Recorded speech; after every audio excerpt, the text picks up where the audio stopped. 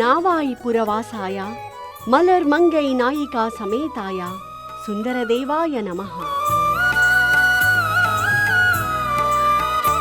తిరునావాయి నారాయణన్ అనే పేరుగల ఈయన్ని నావాయి ముకుందుడు అంటారు. మలర్ మంగై తాయారుతో వేద విమానంలో ఉండే ఈ అర్చామూర్తి గజేంద్రుడికి పరశురాముడికి ప్రత్యక్షమని చరిత్ర.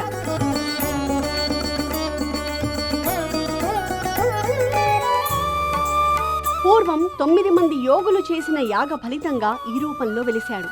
నవయోగులు కాస్త నావాయిగా ప్రసిద్ధమైంది అంటారు. నావా అంటే దాటించే పడవ కదా.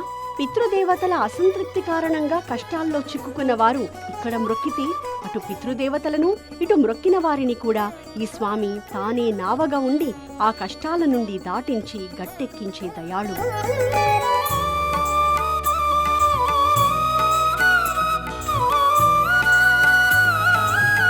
పితృదేవతలను పైలోకాల్లోకి తరింపజేస్తాడు. మనల్ని సుఖాల తీరానికి చేరుస్తాడు.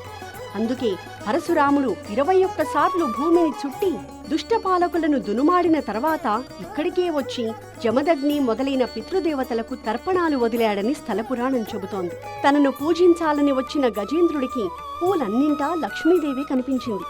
కోయలేక ఈ స్వామిని ప్రార్థిస్తే ఆమెను తన సన్నిధికి చేర్చుకుని అప్పుడు గజేంద్రుణ్ణి పూలు కోసి అర్పించమన్నాడు ఈ స్వామి.